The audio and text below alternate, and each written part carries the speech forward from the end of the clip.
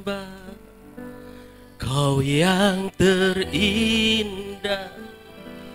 Pulihkanku dengan darah-Mu, Kau ku sembah, Bapa mulia. Seumur hidupku ku mau menyembah-Mu. Saya menjemput semua bangkit berdiri. Kita mulai pujian ini dari awal. Dalamnya kasih-Mu Bapa.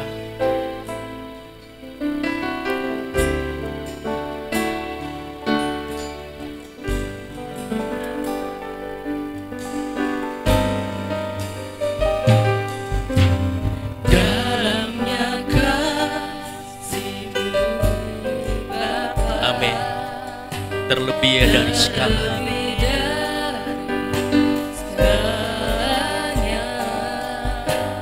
pengorbanan yang termulia selamatkanku dengan darah-Mu yang tercurah.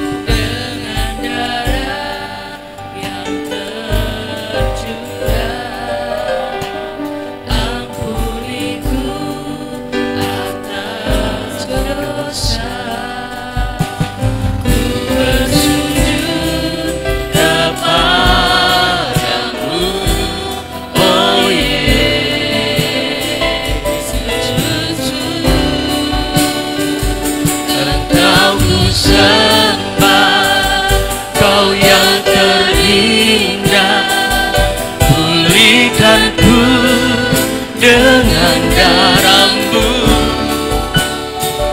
Engkau ku sembah, Bapa mulia. Seumur hidupku ku mau menyembah-Mu. Terima kasih Tuhan. Haleluya.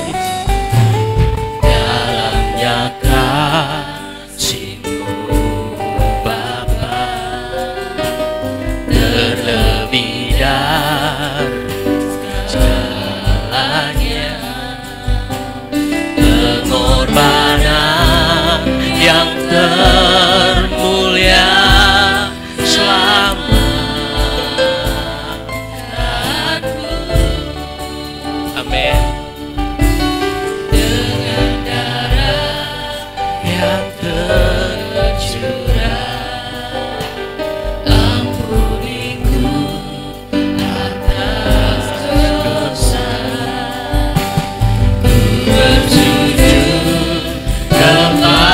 Kepadamu, oh Yesus,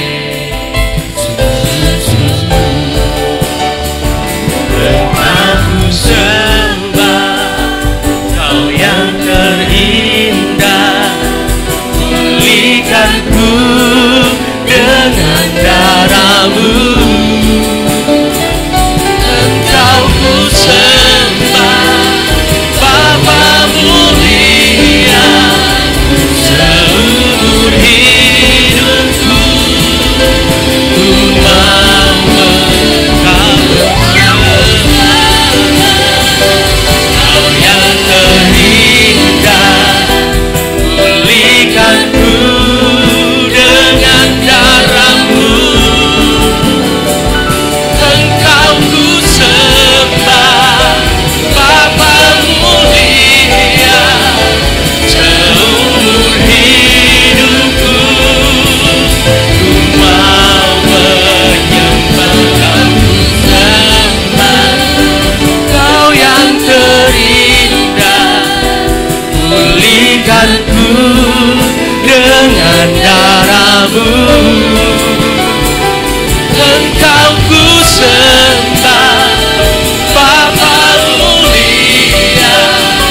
Seumur hidupku ku mau menyembah, sembah. Saya mengundang PS Daud Silalahi membuka ibadah doa pada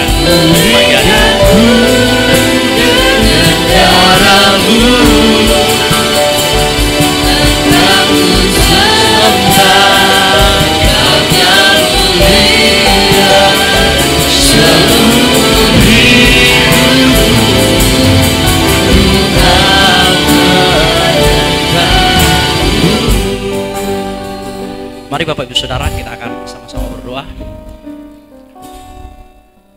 Allah Bapa kami yang agung, yang bertahta dalam kerajaan surga, Allah yang memberikan kekuatan dan yang juga memberikan kesempatan kepada kami untuk kami dapat beribadah, untuk kami dapat bersekutu di pagi hari ini. Kami meyakini satu hal, bahwa ini adalah privilege yang Tuhan berikan kepada kami, anak-anak-Mu yang ada di tempat ini. Bersyukur ya Tuhan buat hari yang Tuhan berikan, dan biarlah kami menggunakan kesempatan ini dengan sebaik-baiknya, semuanya untuk kepujian kemuliaan nama Tuhan. Baik para pelayan-pelayan, baik para imam-imam, maupun para sidang jemaat Tuhan yang sudah hadir beribadah di tempat ini, kiranya Tuhan menolong kami semuanya dari awal hingga pada akhirnya. Biarlah nama Tuhan yang dijunjung tinggi. Terima kasih Bapak di surga.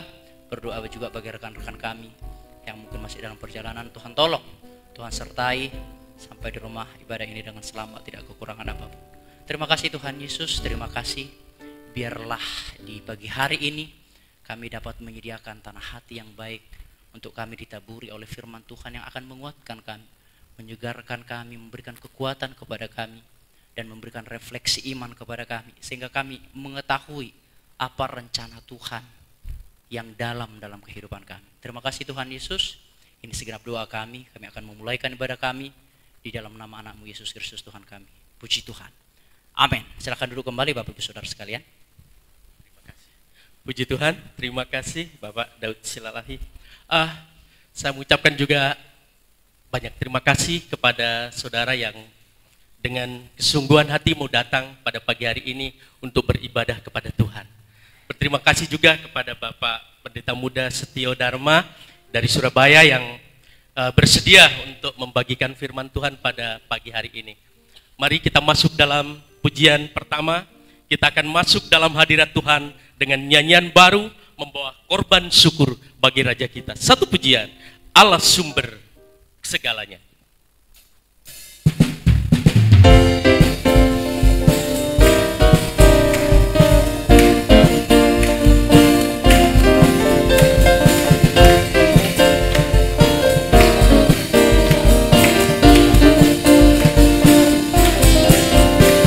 Masuk ke dalam hadirat Tuhan dengan nyanyian baru, membawa korban ucapan syukur bagi Rajaku, memuji, menyembah, berdoa, menari, melompat bagi Tuhan. Anggur baru dicurahkan, berkatnya dilimpahkan bagi mereka yang mengasihi Dia. Damai sejahtera Dia berikan, sukacita ku dapatkan, sebab Engkau Allah sumber segalanya.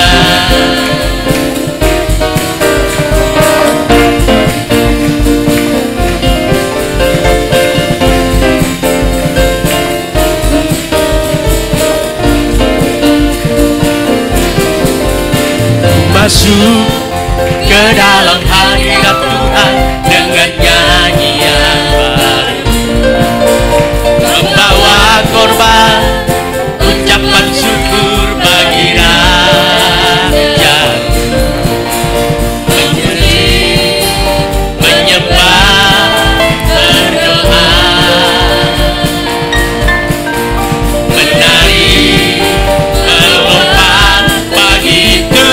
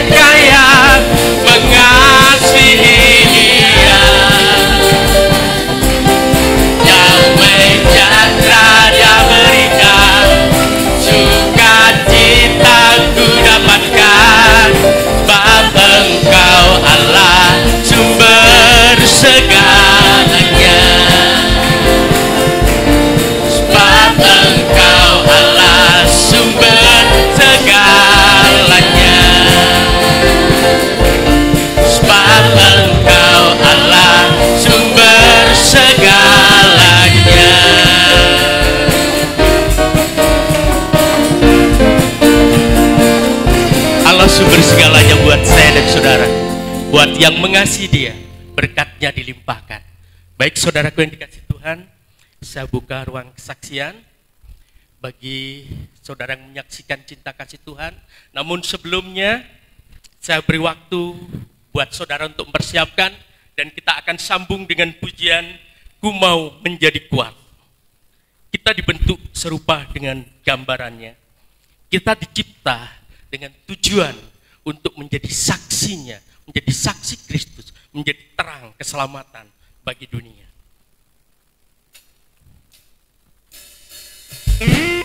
Semua kamu undang bangkit berdiri.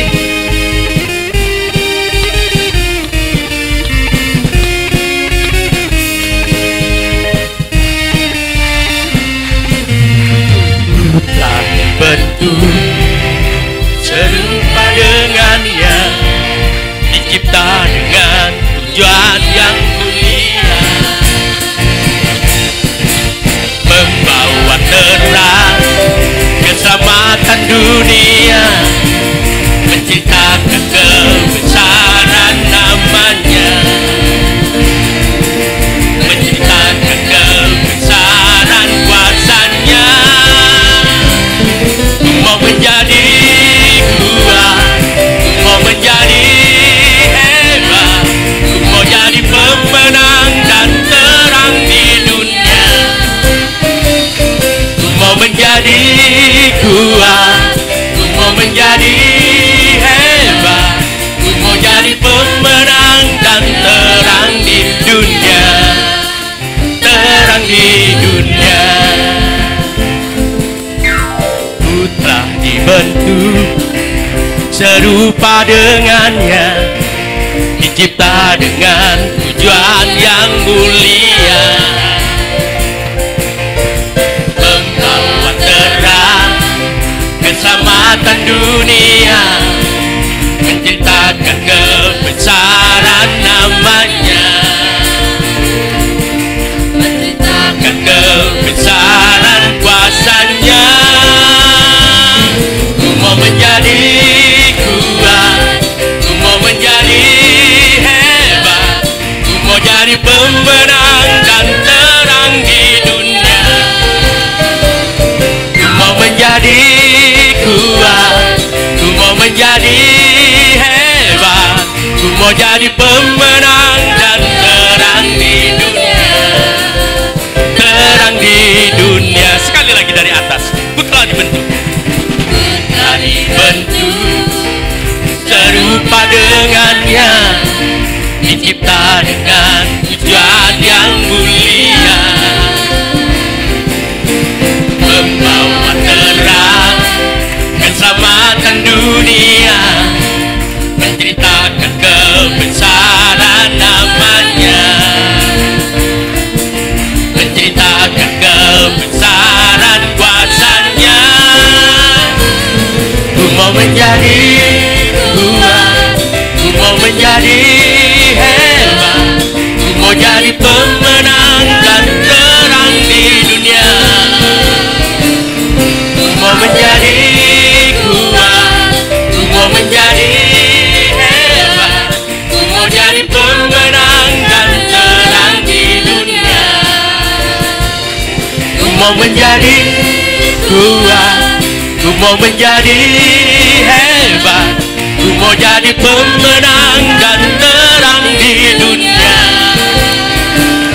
Ku mau menjadi kuat, ku mau menjadi hebat, ku mau jadi pemenang dan terang di dunia. Ku mau menjadi kuat, ku mau menjadi hebat, ku mau jadi pemenang dan terang di dunia. Ku mau menjadi kuat, ku mau menjadi hebat, ku mau jadi pemenang dan terang di dunia, terang di dunia, terang di dunia, terang di dunia.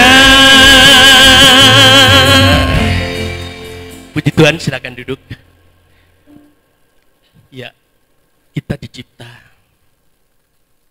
dibentuk dengan tujuan supaya kita bisa menjadi terang, supaya kita menjadi saksi-saksi Kristus. Puji Tuhan saudara, saya beri kesempatan yang mau menyaksikan cinta kasih Tuhan. Mari, ada imam-imam musik, singer. Oke. Minggu depan ya, yang mau bersaksi, beri kesempatan untuk menyaksikan cinta kasih Tuhan. Mari saudara, kita akan persiapkan firman Tuhan. Apapun keadaan saya dan saudara pada pagi hari ini, besar kecil, tua muda, semua berharga di mata Tuhan. Semua dikasihi Tuhan. Tuhan ingin bahwa kita semua tidak binasa. Tetapi Tuhan ingin kita memperoleh hidup yang kekal. Jadi apapun keadaan kita, mari kita masuk dalam hadirat Tuhan dengan sungguh-sungguh. Kita sudah dipelihara oleh Tuhan sepanjang hari, hari lepas hari, minggu lepas minggu, bahkan tahun lepas tahun. Yang sejatinya kita ini adalah sudah mati oleh dosa, tetapi sudah dibebaskan oleh kasih karunia Tuhan. Oleh sebab itu, mari kita yakin dan percaya bahwa Tuhan ada di pihak saya dan saudara. Tuhan ada di tengah-tengah kita. Dia yang menjadikan mujizat 2000 tahun yang lalu. Dia juga akan menjadikan mujizat saat ini pada saya dan saudara. Terima kasih Tuhan.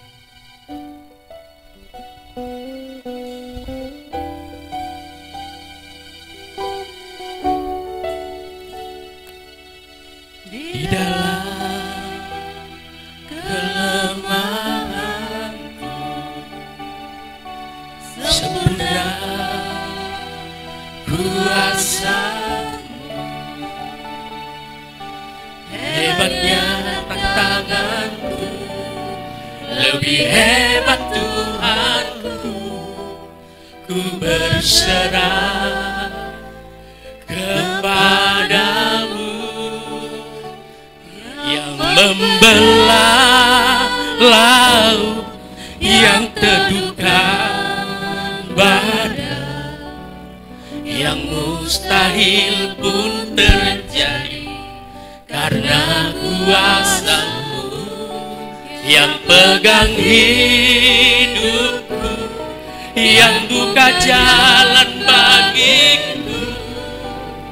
Kau membuat mujizat sejati. Mari sama-sama kita nyanyikan pujian ini.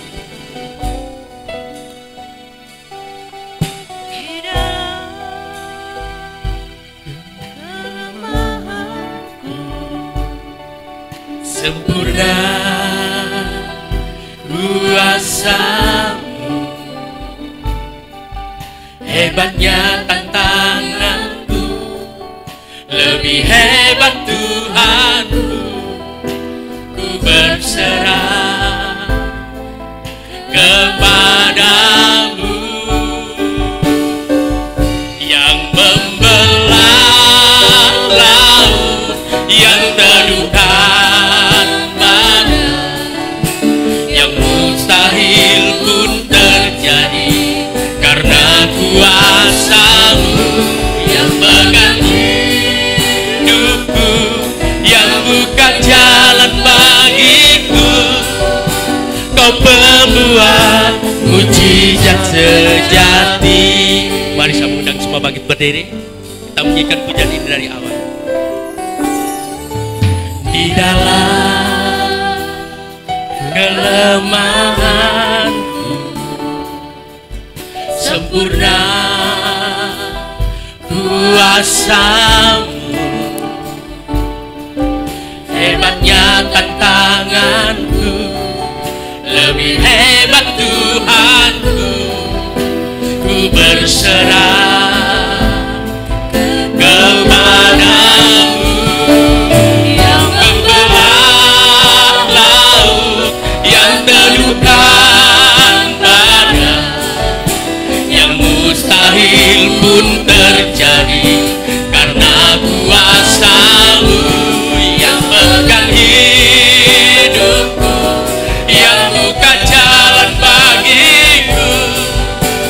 Kau pembuat mujizat sejati yang membelah laut, yang teduhkan badai, yang mustahil pun terjadi karena kuasa-Mu yang pegang hidupku, yang buka jalan bagiku. Kau pembuka mujizat sejati yang membelah laut, yang teduhkan badai, yang mustahil pun terjadi karena kuasa-Mu yang pegang hidupku, yang buka jalan bagiku. Kau pembuat mujizat sejati yang membelah laut. Kepada pemuda muda setia Dharma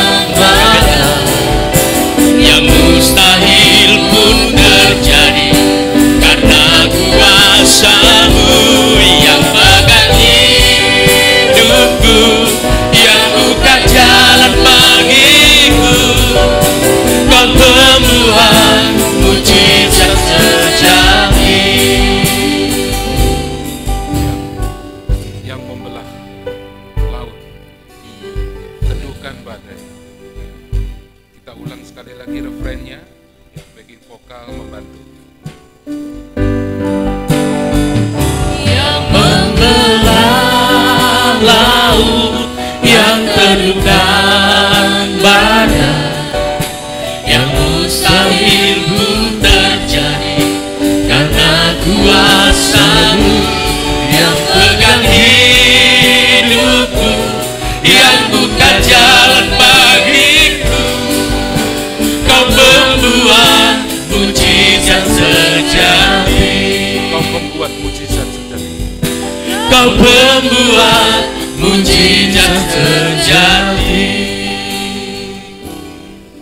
Sungguh Tuhan, tidak ada pribadi yang lain yang membuat hidup kami lebih bergairah, yang membuat hidup kami layak di hadapan-Mu, kecuali hanya di dalam Yesus Kristus. Tuhan, pada pagi hari ini kami rindu mempersembahkan hidup kami, mempersembahkan pikiran kami, mempersembahkan puji-pujian bagi Engkau. Inilah hidup kami Tuhan di pagi hari ini. Kami rindu bersekutu dengan Tuhan. Dan kesempatan yang lanjut ini, kami akan mendengarkan kehendak-Mu. Kami ingin menggunakan waktu yang ada dalam hidup ini untuk kami fokus sejenak. Dan biarlah nyata kehendak-Mu dan dapat kami lakukan. Segala kuasa kegelapan, segala keinginan, pikiran yang tidak baik, yang menjauhkan kami dari kefokusan kami kepada firman-Mu, kiranya dihancurkan hanya di dalam satu nama, yaitu di dalam nama Tuhan Yesus Kristus. Segala kuasa kegelapan yang jahat kiranya dijauhkan dan dihancurkan. Terpuji nama-Mu Tuhan, kami merindukan ibadah kami dengan bebas, namun semua dalam ketetapan dan rancangan Tuhan. Di dalam nama Tuhan Yesus, kami berdoa dan mengucap syukur. Amin.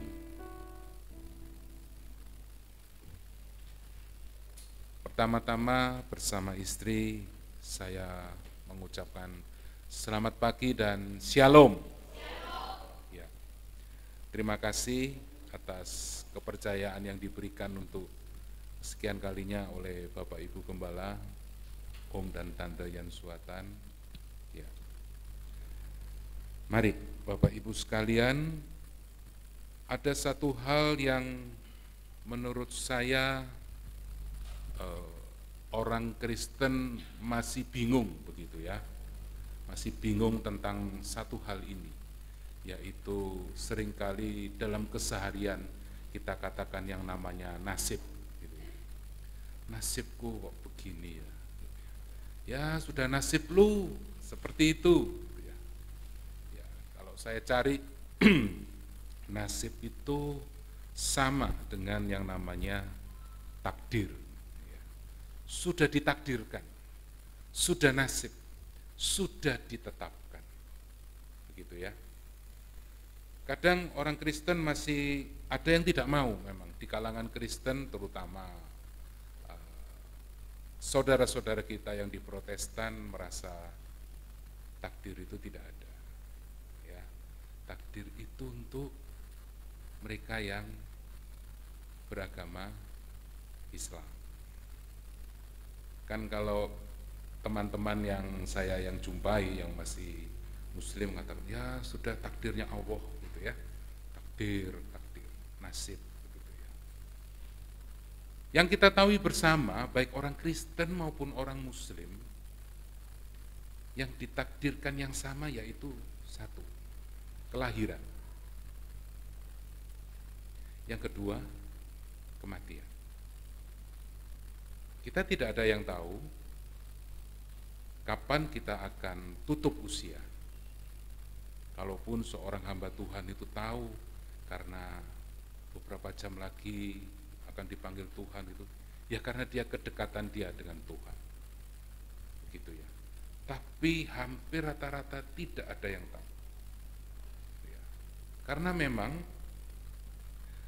hal itu memang ditetapkan, saya tidak usah bacakan di Ibrani, manusia ditetapkan untuk mati satu kali. Ya. Namun yang kita bicarakan sekarang adalah nasib dan takdir saat mulai lahir sampai dengan mati. Apakah memang ada orang yang ditakdirkan untuk masuk neraka? Ada katanya gitu. Langsung cepat-cepat jawab. Yudas itu gimana? Nanti kita lihat ya. Cara berpikir kita, cara kita melihat Alkitab, sudut pandang Alkitab. Adalah pokoknya. Ada yang mempercayai begitu. Ada memang dia ditetapkan memang akan binasa. Makanya kelakuannya jahat, tidak pernah berubah. Gitu ya. Nah, sidang jemaat GPT Lumajang yang saya kasihi, dari pembelajaran tentang takdir itu memang asalnya dari bahasa Arab ya. Bahasa Arab itu kalau dikatakan itu qadar ya. Karena Arab itu dekat sekali daerah Timur Tengah dengan orang Yahudi, maka dalam bahasa Ibrani yang qadar itu sama dengan qadar. Qadar dengan huruf Q begitu ya, qadar yang artinya potter dalam bahasa Inggrisnya, penjunan, orang yang membuat tembikar ya, orang yang membuat tembikar itu periuk, porselen ya. Jadi dia mau apakan tanah liatnya itu terserah penjunannya, terserah pembuat tembikarnya. Kalau rekan-rekan kita Muslim katakan itu Al-Qadir. Kalau ada Bapak Ibu yang namanya Qadir di sini, ya. Al-Qadir itu yang maha kuasa, yang berkuasa membentuk, begitu ya. Nah, sekarang saya mau tanya, di kita apakah Tuhan yang kita sembah itu memang seperti itu? Saya mau katakan iya. Iya, saudara. Dia yang mau tentukan. Coba, perlahan-lahan. Mungkin saudara katakan, apa enggak keliru gitu ya. Mari, kita baca di dalam Yeremia 18, ayat yang ke-6. Yeremia 18, ayat yang ke-6. Bisa dibantu baca? Mari. Masakan aku tidak dapat bertindak kepada kamu seperti tukang periuk ini? Nah, hai kaum Israel, demikianlah firman Tuhan. Sungguh seperti tanah liat di tangan tukang periuk, demikianlah kamu di tanganku, hai kaum Israel. Iya, demikianlah kamu di tanganku, hai kaum Israel. Jadi terserah penjunannya. Israel mau diapakan, Israel mau dibentuk kayak apa, itu terserah penjunan. Ya. Kalau dikatakan seperti itu, berarti takdir maupun nasib itu adalah ketetapan Tuhan, ketentuannya Tuhan, Tuhan yang mau, Tuhan yang tetapkan, tidak bisa diganggu-gugat. Dan ketika Tuhan Allah sudah menentukan, itu bukan oleh karena intervensi dari apapun pihak yang lain. Ya. Bukan oleh karena kehendak orang, bukan oleh karena pribadi seseorang berbuat sesuatu, kemudian Tuhan berjanji begini. Oh tidak. Tuhan kita bukan Tuhan seperti ala pikir kita. Tuhan kita bukan jalan pikirannya seperti kita, seperti saya. Kalau ada sesuatu, saya buat strategi ini. Di pelayanan menghadapi ini, saya buat begini. Ada ide begini, gini. Walaupun dipikirkan, kalau dalam sebuah institusi, apapun juga, ada rancangan induk, pengembangan, ada rencana strategis 5 tahunan. Ya. Tapi sekali lagi, Tuhan kita jauh. Saudara tentu ingat ayat, rancanganku bukanlah rancangan. Jadi jangan samakan Tuhan kita dengan pola pikir kita. Itu yang seringkali ada di kita, kita paksakan. Ya. Jadi Allah itu menentukan semuanya, bukan oleh karena kehendak seseorang, bukan karena pribadi seseorang.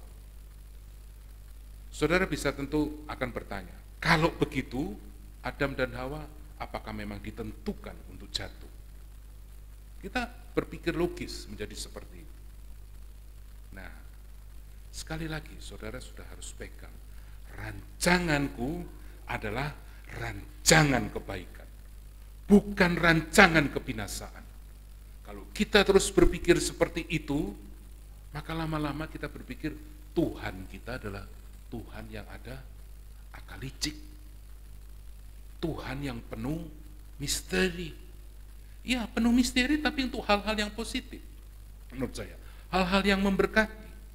Karena otak kita tidak mampu menerjemahkan rancangan Tuhan.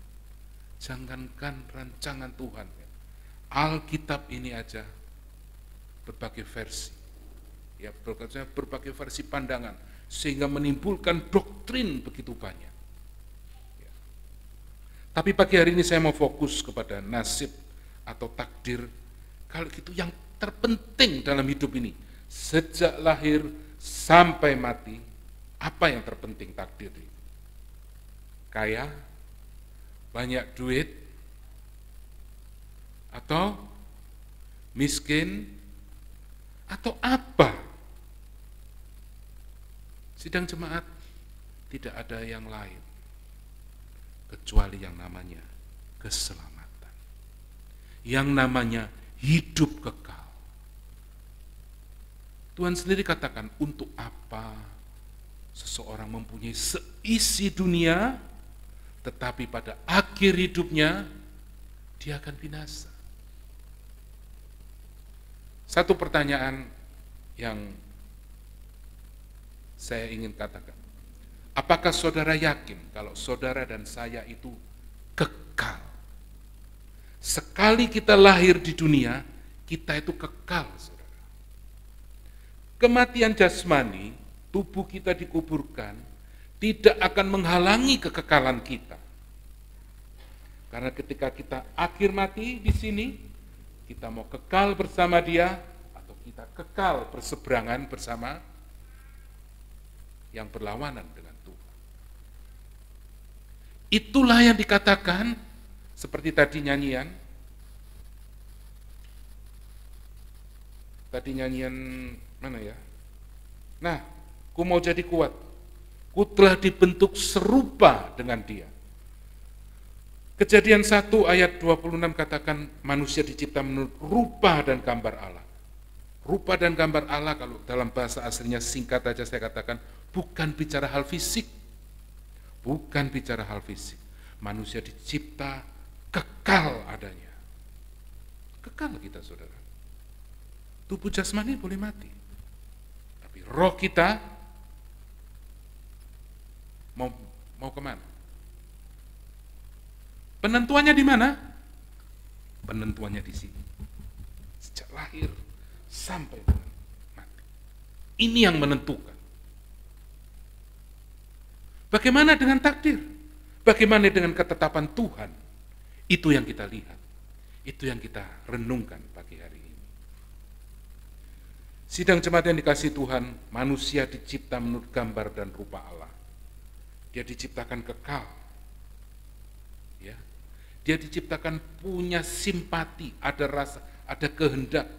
Tentu orang punya empati, simpati, hanya masalahnya mau atau tidak bersimpati, berempati. Manusia beda dengan binatang. Binatang tidak kekal. Jadi kalau ada nanti di surga ada anjing, ada ya, Alkitab tidak katakan itu, saudara ya. Bagi yang pecinta anjing, ya, di Surabaya satu kali, wah heboh juga. Ada pecinta anjing sampai disemayamkan di Grand Harvest ya, itu yang di Waru sana. Ya, dikuburkannya tidak tahu, disentong mungkin atau ya. Tapi kalau kita lihat ditentukannya di sini. Sejak lahir sampai kita ini kekal, saudara. Perlu diingat. Jadi jangan ya wis wayahe ya wayahe. Loh. Sudah wayahe, tapi ya evaluasi. Detik menit-menit terakhir. Makanya penjahat di kaki Tuhan, di sebelah Tuhan penjahat itu dia memanfaatkan momen detik-detik itu. Beda dengan temannya. Kamu tidak tahu tak, di sebelah kita ini Allah. Menit-menit terakhir itu dia gunakan dan Tuhan akan katakan, engkau bersama dengan aku di Firdaus. Tapi itu jangan ditiru, saudara. Nanti saudara ngomong, oh ya minggu kemarin Pak Soyong ngomong nanti saya menit-menit terakhir. Ya kalau saudara bisa berpikir seperti penjahat itu, yang katakan itu. Kalau saudara berpikir seperti penjahat yang di sebelahnya, beda lagi, saudara. Ya, gunakan waktu yang ada ini. Sidang jemaat GPT Lumajang yang dikasihi Tuhan, keselamatanlah yang menjadi yang terutama selama kita hidup. Pemikiran hidup kekal bersama Tuhan itu harus ada dalam hidup kita. Kita paling panjang berapa, saudara? Kemarin di Surabaya ada salah satu yang meninggal dalam usia 103 ya, 103 tahun. Tapi hampir diceritakan hampir 3 tahun terakhir hanya berbaring di tempat tidur. Ya, 103, saudara. Kadang saya melihat ya panjang umur ada senangnya, ya, tapi panjang umur ada susahnya. Betul, saudara? Inilah kita, ya. Inilah hidup kita. Kalau kita tidak pernah berfokus, paling panjang 110 lah. Saya belum pernah ketemu ada orang hidup sampai bukan Alkitab ya. Kalau Alkitab jangan katakan 900 tahun, itu pun masih kalah. Hidup kekal itu berapa tahun, saudara? Hidup kekal selama-lamanya. Hidup kekal selama-lamanya. Coba terjemahkan, berapa tahun, saudara? Berapa tahun? Tak terhingga. Triliunan tahun. Sekarang saya tanya kepada para pebisnis. Kalau investasi yang paling nyaman, memikirkan investasi panjang atau investasi pendek? Cuannya itu lebih memikirkan yang panjang atau yang jangka pendek? Kalau saya sempatkan lihat medsos, para konglomerat itu memikirkan harus pikir panjang, ya, beli saham yang mikirkannya panjang, jangan cari yang pendek-pendek, begitu ya, 10 tahun, pikirannya sudah yang panjang. Bicara keselamatan ini,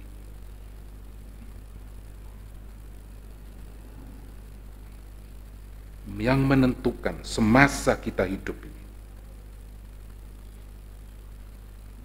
Sekarang saya mau masuk di dalam, semoga sidang jemaat bisa paham. Roh Kudus menolong kita. Karena ada beberapa yang mengatakan, ya memang seperti saya di awal, ada yang mengatakan Tuhan memang menetapkan orang-orang yang memang dicipta untuk binasa. Kalau begitu saya katakan, Tuhan bohong. Di hari pertama, di hari kedua, di hari ketiga, di hari keempat, semua baik. Kalau Tuhan katakan semua baik, dan Anda berpikir Tuhan menciptakan seseorang untuk binasa, Alkitab ini kita buang. Bohong ini. Bohong. Untuk apa? Kalau Tuhan katakan, rancanganku bukanlah rancangan kecelakaan, Tuhan bohong.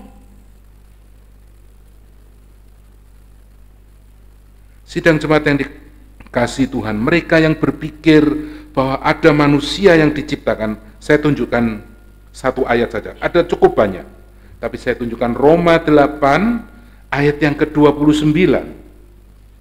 Ini seringkali yang dipakai, nih lihat ayat firman Tuhan, ini Tuhan yang katakan. Coba kita lihat Roma 8 ayat 29. Sebab semua orang yang dipilihnya dari semula, mereka juga ditentukannya dari semula untuk menjadi serupa dengan gambaran anaknya, supaya ia, anaknya itu, menjadi yang sulung di antara banyak saudara. Ditentukan dari semula. Kita bandingkan lagi di Efesus 1 ayat 4 dan 5, bahkan dikatakan ini jauh lebih jelas. Sebab di dalam Dia Allah telah memilih kita sebelum dunia dijadikan. Coba perlahan, sebab di dalam Dia. Sebab di dalam Dia Allah telah memilih kita sebelum dunia dijadikan, ya, supaya kita kudus. Dulu, saya peragakan ya. Sebelum dunia dijadikan. Ini saya lahir di sini. Podium ini ya. Dunia dijadikan kapan? Sini ya. Sebelum dunia dijadikan kapan? Sini lagi ya. Sorry. Saudara bisa lihat ya, Alkitab itu logis, saya katakan. Logis dan bisa dicerna dengan baik. Kalau ini kelahiran saya, dunia diciptakan di sini, sebelum dunia diciptakan, lebih lagi ke sana, dikatakan apa? Supaya kita kudus dan tak bercacat di hadapannya. Sebelum penciptaan, sebelum kejadian 1, Allah sudah punya rancangan bahwa Allah memilih supaya kita kudus dan tak bercacat di dalam. Loh iya jelas, tapi kan itu jelas pilihan. Itu terus ayat yang ke-5 coba. Dalam kasih Ia telah menentukan kita dari semula oleh Yesus Kristus untuk menjadi anak-anaknya sesuai dengan kerelaan kehendak-Nya. Ini yang kurang menurut saya, mereka yang memiliki paham bahwa ada yang ditentukan binasa, mungkin aja menurut saya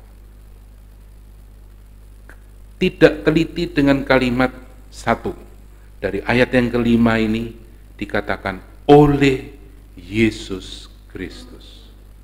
Ayat yang ke-4 juga coba dibalik lagi. Sebab di dalam Allah, sebab di dalam Dia. Sebab di dalam Dia. Dia ini siapa? Kalau kita baca ayat sebelah, Dialah Kristus. Karena ini bisa apa kalau kita baca ya, saudara bisa lihat. Saya bisa baca gini kan boleh. Sebab Allah telah memilih kita. Di dalam dianya dipotong. Ayat yang kelima, coba. Lihat cara baca saya. Ayat yang kelima, ditampilkan, bisa? Ayat yang kelima. Dalam kasih Ia telah menentukan kita dari semula. Ya, untuk menjadi anak-anaknya. Oleh Yesus Kristusnya tidak dibaca. Tidak bisa saya katakan.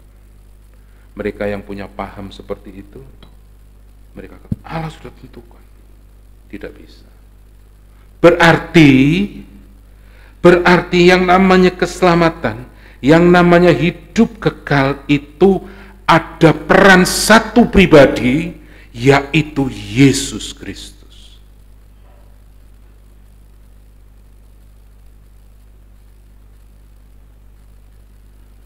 Sidang jemaat GPT Lumajang yang dikasihi oleh Tuhan. Lebih pas, lebih mantap kalau kita baca yang Efesus 1 ayat yang ke-11. Di situ betul-betul menimbulkan pengertian yang baik, yang menjawab selama ini. Ya, saya bacakan. Aku katakan di tanda petik juga, di dalam Kristus. Karena di dalam Dialah kami mendapatkan bagian yang dijanjikan. Kami yang dari semula ditentukan untuk menerima bagian itu sesuai dengan maksud Allah, yang di dalam segala sesuatu bekerja menurut keputusan kehendaknya. Jadi singkat ceritanya saya analogikan seperti ini. Seorang guru teologi memang menganalogikan menurut saya sangat baik. Saudara, sejak awal, sebelum dunia diciptakan, rancangan Allah itu sudah seperti begini. Satu kapal dipastikan nahkodanya Yesus, kaptennya Yesus, dan ditetapkan ini ke sorga. Sudah, ini takdirnya, ini nasibnya, ini semua yang di dalam kapal bersama kapten dan nahkodanya Yesus pasti ke sorga. Berarti saya dan saudara yang tidak punya andil apa-apapun dalam proses keselamatan, cuman butuh respon, percaya, akan diselamatkan. Cuman dalam mengerjakan keselamatan itu, naik kapal pertama mantap, wah sama Yesus. Tiba-tiba lihat kapal yang lebih mewah, wah ada krus itu, bagus ya, pindah. Analogi saya bisa, wah di situ lebih menjanjikan daripada ibadah di GPT Lumajang. Sana apa? Gangdoe lebih mantep ya. Sini enggak, lompat sibuk ternyata di sana. Enggak ibadah-ibadah, enggak pelayanan, gangdo terus ya. Cuan, 1M, 2M, enggak cukup, 50M, enggak cukup, 100M. Wah, enggak itu kejar konglomerat sana, kejar. Lupa Tuhan ya. Atau juga karena di kapal begini bersinggungan kan orang banyak dengan anggota tubuh Kristus. Wah, gak suka, lompat, pindah, tambah gak karu-karuan. Banyak saudara. Yang mau keluar dari kapal bersama Yesus siapa? Ya saya. Yang mau meninggalkan iman kepada Yesus siapa? Bukan orang lain. Jangan salahkan orang lain, saudara.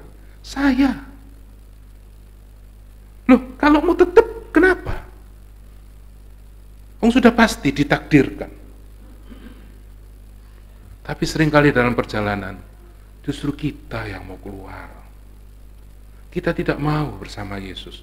Merasa, sudah ini harus waktunya, ini Tuhan kok tidak jawab ini harus begini, ini harus begitu, ini begini.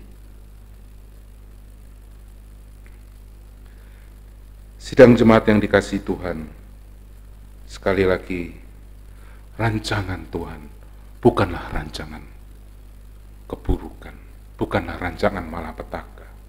Sebelum dunia dijadikan, Allah sudah punya rencana akan keselamatan besar bagi saya dan saudara. Apakah itu bukan kasih? Saudara, ada dalam ketika kita studi gitu ya, ada pertanyaan begini, kalau gitu waktu Adam dan Hawa jatuh, itu kelihatannya saat itu Tuhan baru bikin strategi, sehingga begini, saya lihat itu, dulu saya berpikir begitu, saudara, mungkin Tuhan nggak nyangka ya, nggak nyangka Adam dan Hawa tiba-tiba, tapi setelah belajar lagi, enggak saudara, itu jalan pikiran kita. Itu mahasiswa itu baru berteologi, dosen baru berteologi, itu begitu. Tapi rancangan Tuhan jauh sebelum dunia diciptakan. Dia sudah rancangkan satu hal yang penuh kasih kepada manusia, bahwa satu kali kelak kita bersama-sama dengan Dia. Hanya syaratnya cuma satu, di dalam Yesus Kristus. Tidak ada yang lain. Rasul Petrus katakan tidak ada keselamatan di dunia ini dimanapun, hanya ada di dalam satu nama, Yesus Kristus.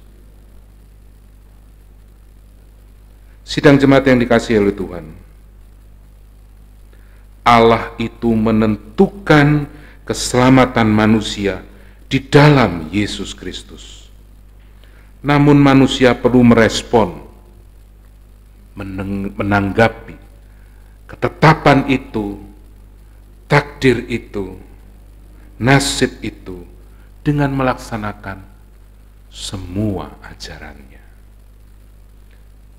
Sekarang kita sudah semakin mengerti bahwa Allah bukan menakdirkan seseorang untuk binasa.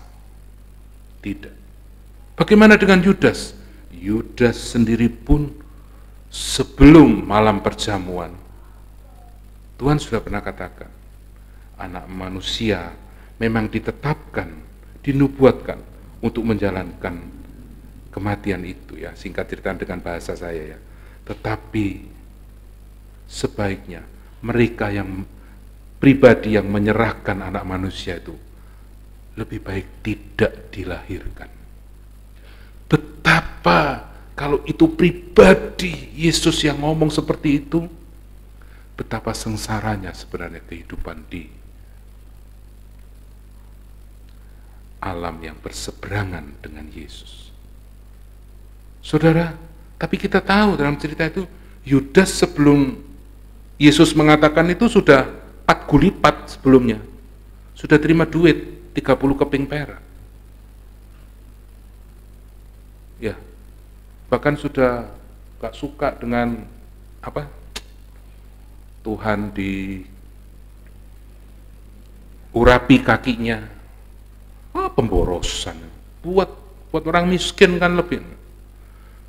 Segala hal dia sudah mulai lemparkan kalimat-kalimat, kata-kata kehendaknya dia yang berseberangan dengan semua yang dijalani oleh Yesus. Sekali lagi, mohon Roh Kudus kiranya menolong kita. Tidak ada satupun kehendak Allah, ketetapan Allah, takdir dari Allah, bahkan mereka yang sekolah predestinasi Allah yang merancangkan keburukan, kejahatan kepada manusia. Karena Allah yang kita sembah adalah Allah yang tanpa dosa.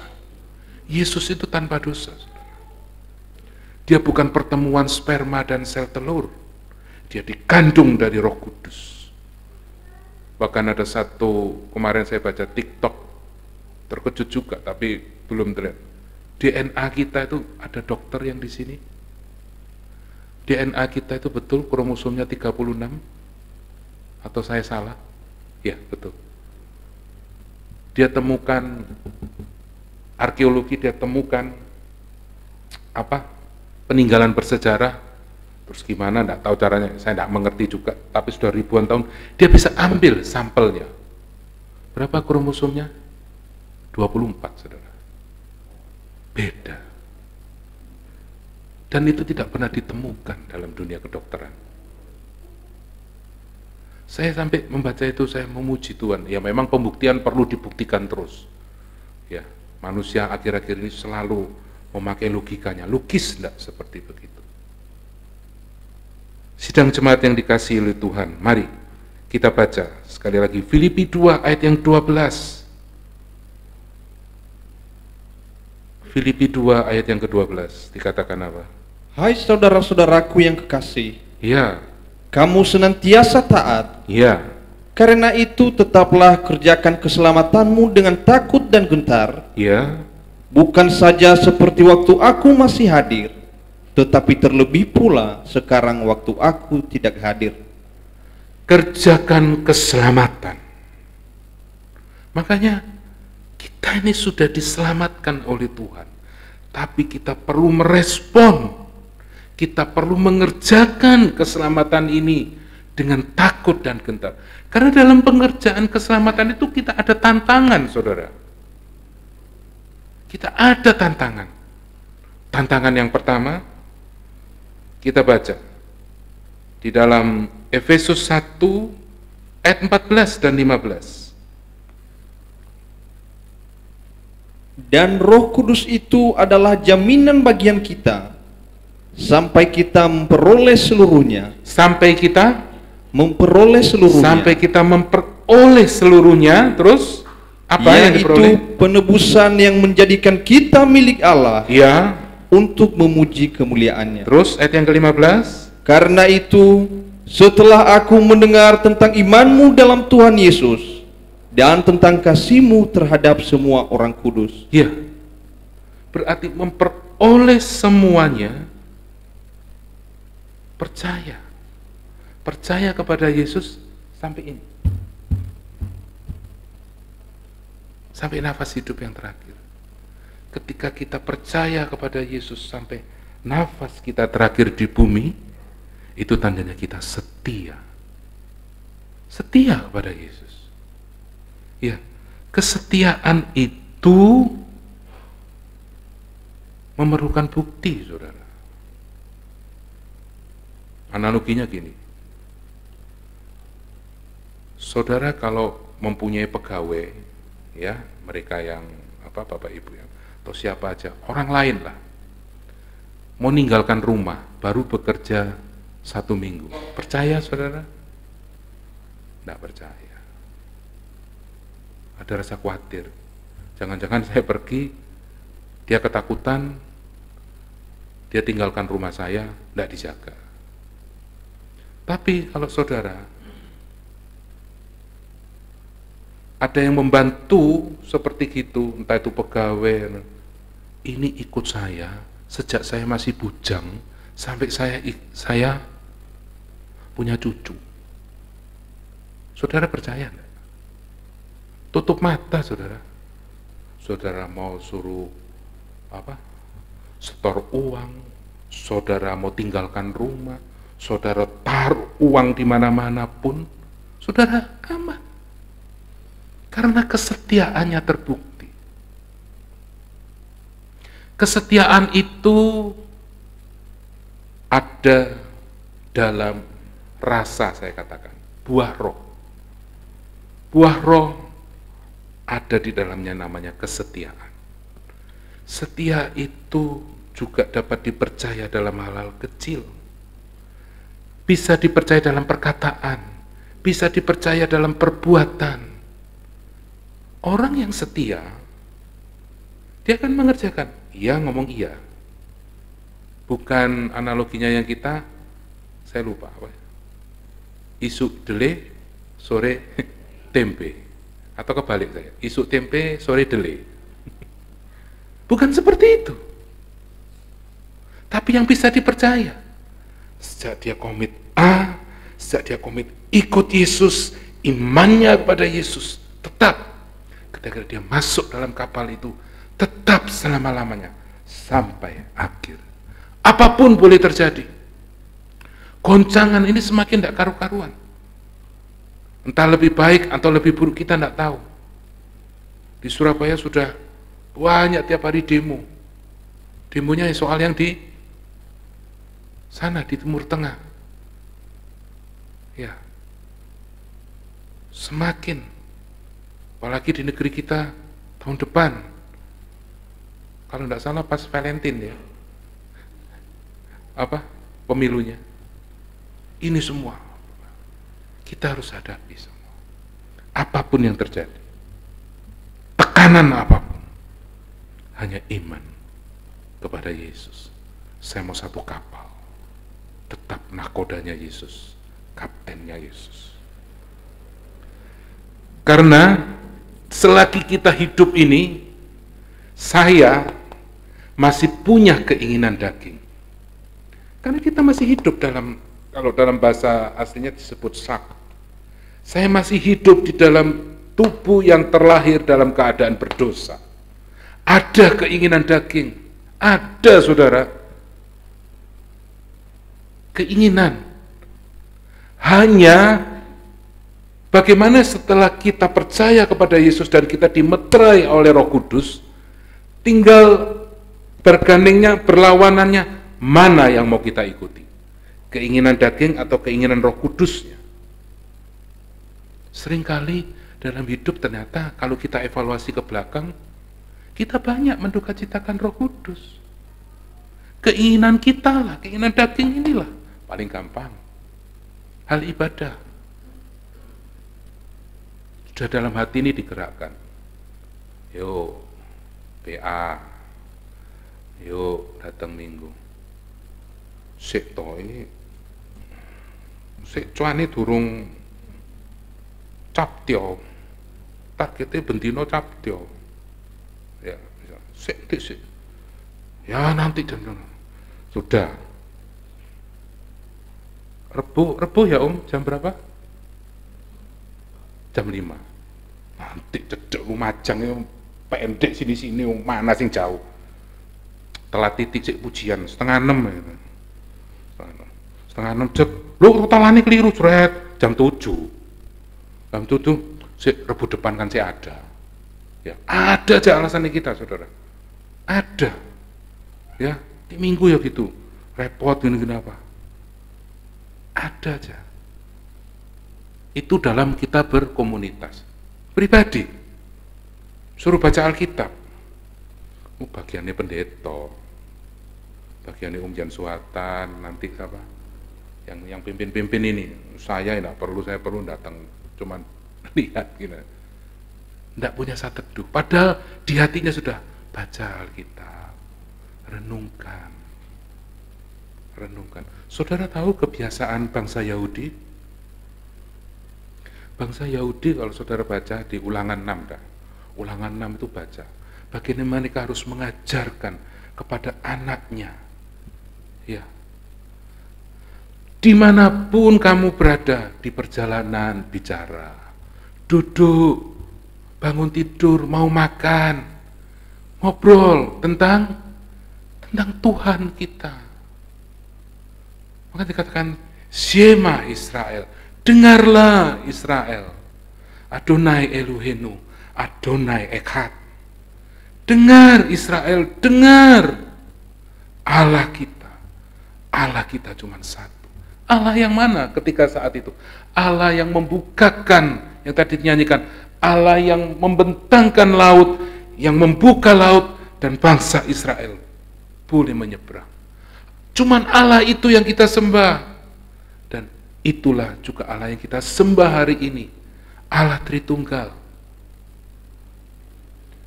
Apa yang harus kita lakukan, saudara? Melawan keinginan daging. Ketika kita lebih banyak keinginan daging, sebenarnya kita sedang mendukacitakan Roh Kudus. Tidak tepat, saudara.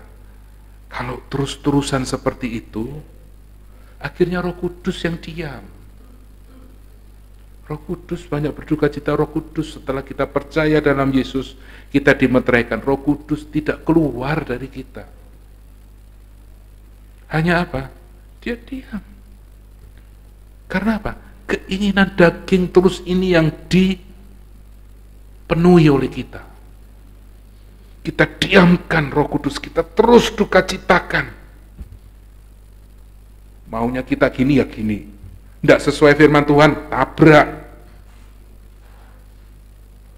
Anak-anak muda dikatakan, pergaulan yang buruk merusak kebiasaan yang baik. Sudah apa-apa mah, papa ngomong, mama ngomong sebentar, wis mah, zaman ini papa itu lain. Wis mah, diem wae, beres-beres. Ya. Baru nasihatnya segini, sudah stop. Beda zaman mah, beda. Loh, beda zaman ya beda zaman, tapi prinsip orang tua kan menginginkan Anda tetap di dalam iman itu. Jangan sampai kumpul sama teman, terus meragukan keselamatan, bingung tentang Yesus, ngapain ke gereja, buang-buang waktu, nikmati hidup ini mumpung lagi muda. Ada ayat yang katakan, selagi engkau muda nikmati hari-harimu, tapi ingat, satu kali semua akan dipertanggungjawabkan, bukan tidak dipertanggungjawabkan, saudara. Dalam hal ini saya tidak sama sekali mau menakut-nakuti, tapi apa yang firman Tuhan katakan jelas tertulis, sangat jelas. Kita masih hidup dalam daging ini, tapi Roh Kudus menolong kita sehingga apapun yang terjadi, kita setia, kita percaya pada Yesus sampai detik terakhir. Saudara, jabatan apapun dalam pelayanan tidak menjamin iman seseorang. Ada satu kesaksian, mungkin Jan Suatan ingat ya, Pendeta Nini Ramiantos pernah bersaksi. Seorang pelayan hebat, tangan kanan dari Billy Graham. Itu hampir 2 kali beliau almarhum ketika datang ke Surabaya menyaksikan. Almarhum Billy Graham. Tangan kanannya, bukan Billy Graham-nya. Terbang satu misi ke Afrika.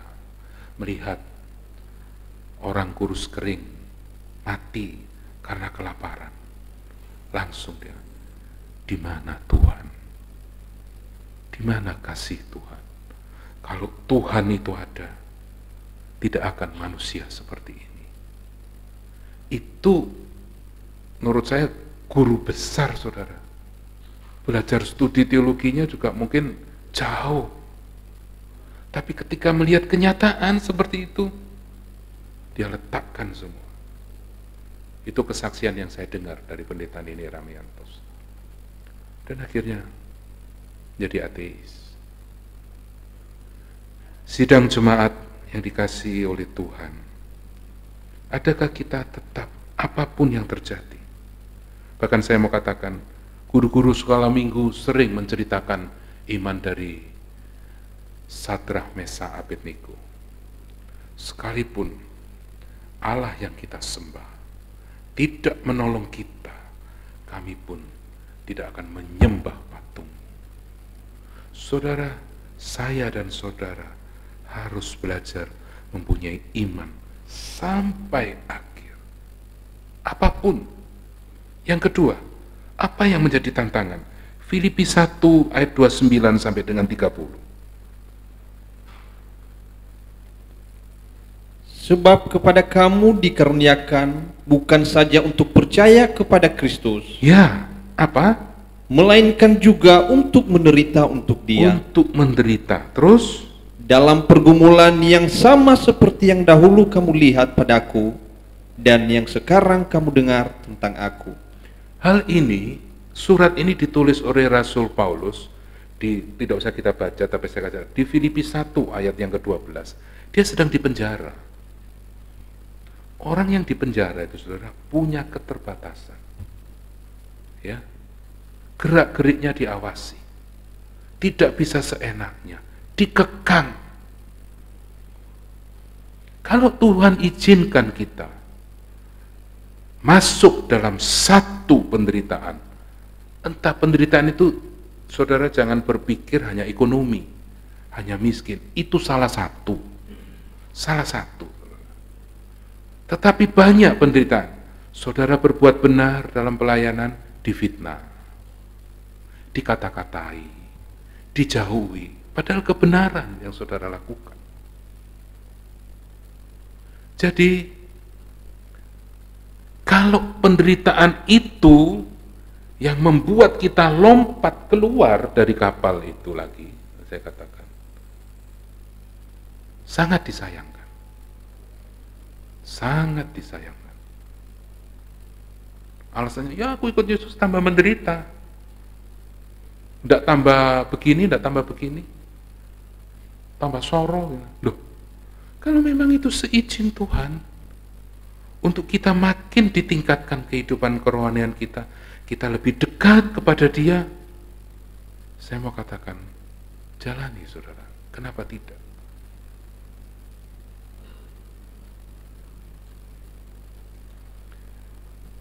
Dulu saya muda sering berkata kepada teman-teman, tidak pernah terpikir untuk berdiri dan berkhotbah begini.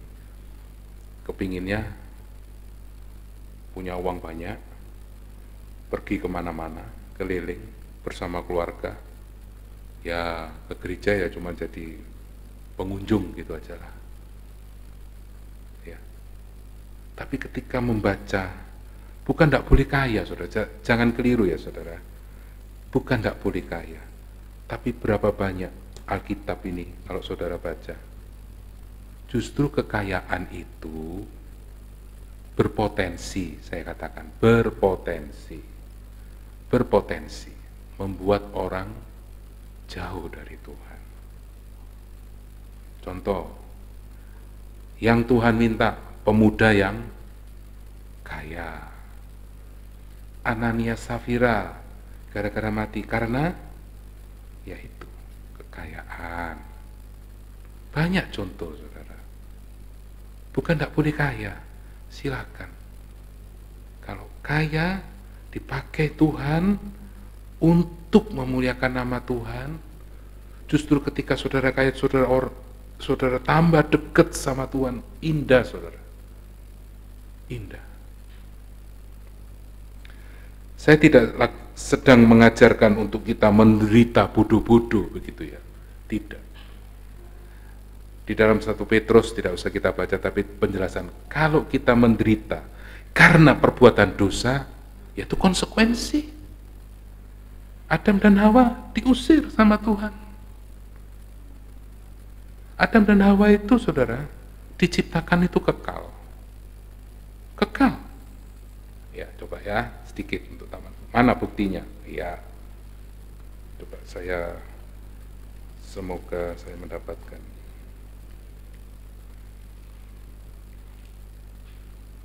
Coba kita baca. Kejadian 3 ayat 22.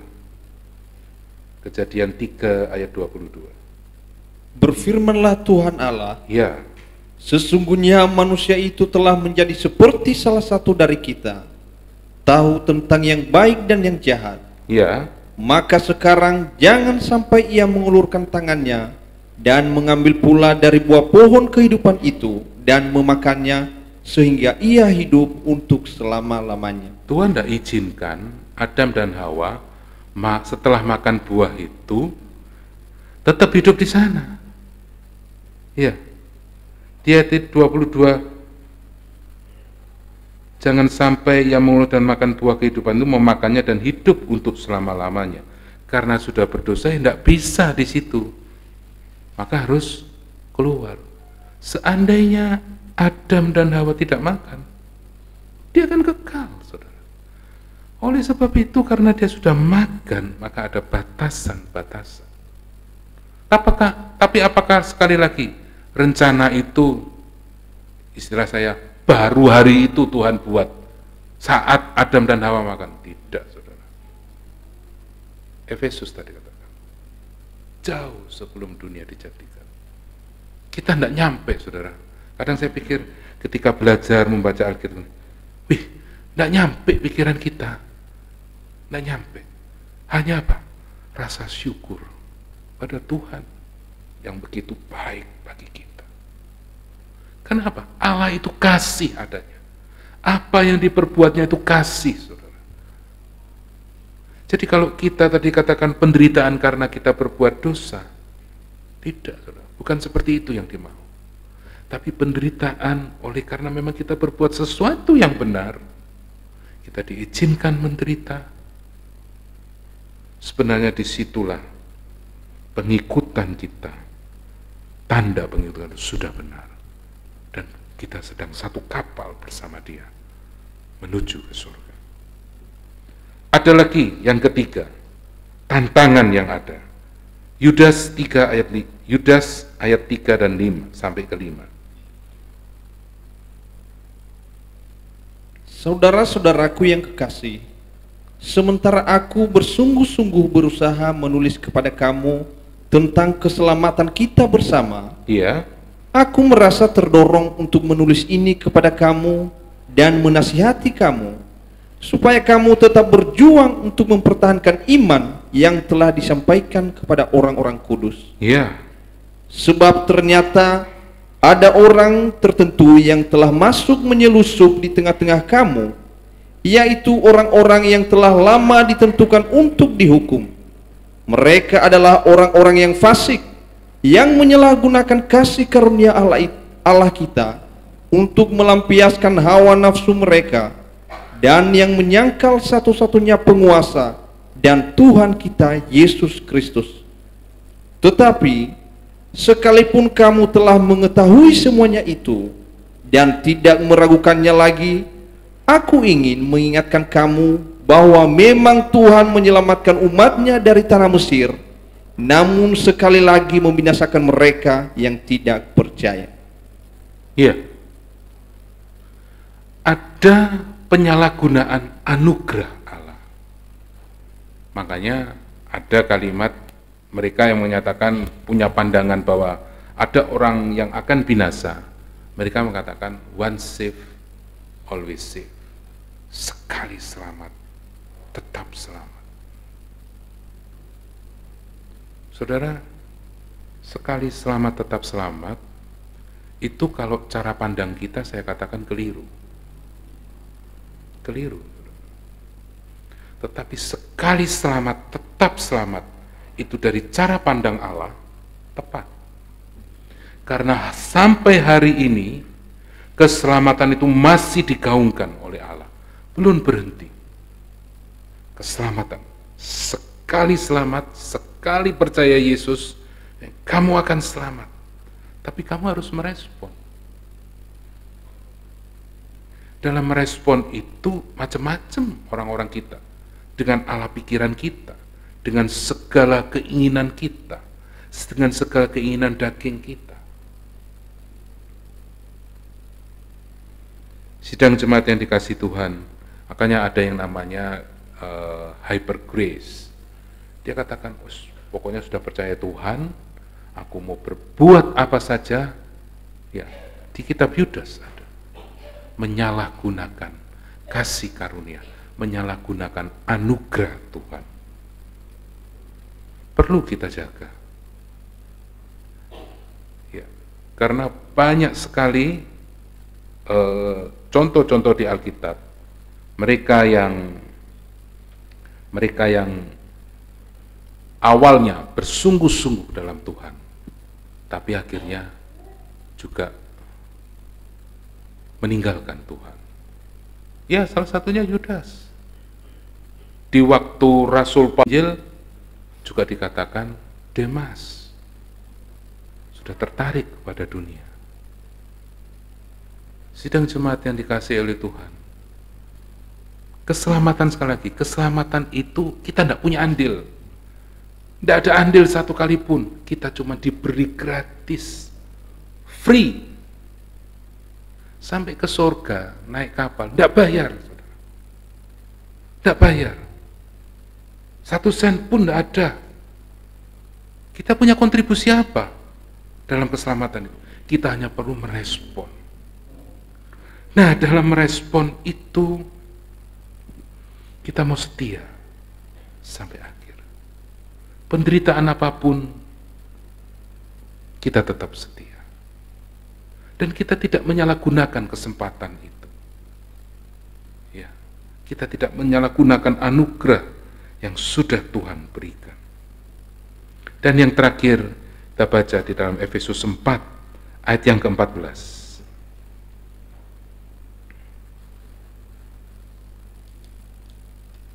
Sehingga kita bukan lagi anak-anak yang diombang-ambingkan oleh rupa-rupa angin pengajaran, oleh permainan palsu manusia dalam kelicikan mereka yang menyesatkan. Ya, sekarang banyak angin-angin pengajaran. Saudara harus berdiri teguh.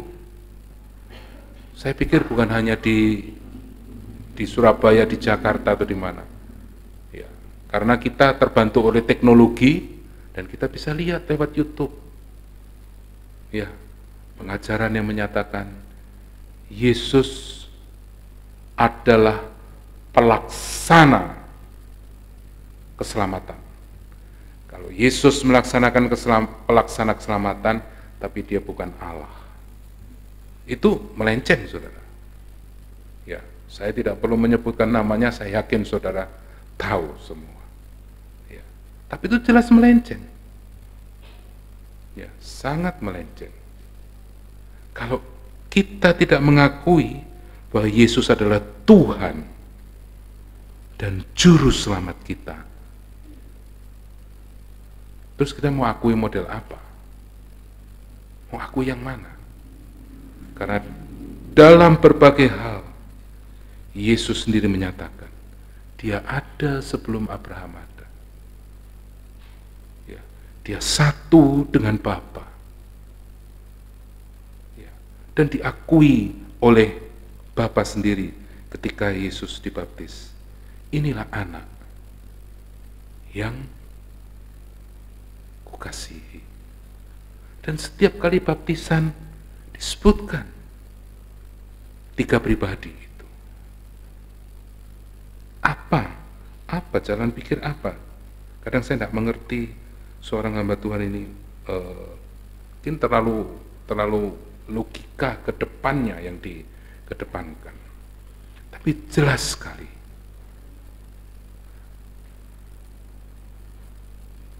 di pengembalaan kami selalu dihimbau untuk setiap pemberitaan firman Tuhan, jemaat untuk mengecek kembali apakah sesuai dengan yang Alkitab katakan atau tidak. Ya, digaungkan terus seperti itu. Dan itu memang yang terjadi kalau kita baca di jemaat Berea. Di jemaat Berea itu sangat sekali adalah jemaat yang sering tindakannya selalu berdiskusi tentang firman Tuhan. Mari sidang jemaat yang dikasihi Tuhan, sekali lagi takdir, nasib yang telah ditetapkan oleh Tuhan bukanlah ketetapan yang membinasakan kita, tapi justru ketetapan yang penuh kasih, penuh anugerah dan kasih sayang. Kita tinggal perlu merespon, dan respon kita siap menghadapi segala tantangan. Tantangan yang pertama ternyata tidak jauh. Tantangan itu adalah diri kita sendiri. Mau tidak kita setia, percaya sampai akhir. Walaupun dalam penderitaan Tuhan izinkan. Dan kita tidak serta-merta menyalahgunakan. Dengan berbuat, di kitab Roma jelas sekali kalau saudara baca, apakah kalau begitu dengan besarnya anugerah Allah, apakah kita harus cibar-cibur dalam dosa supaya anugerah itu semakin dilimpahkan? Tentu tidak, saudara. Ya. Dan yang terakhir, kita perlu mawas diri terhadap ajaran-ajaran yang berkembang saat ini. Saya rindu menyanyikan satu lagu, setelah itu saya serahkan kembali kepada Bapak Gembala. Bimbinglah daku, ya Yesus, di sepanjang jalan hidupku.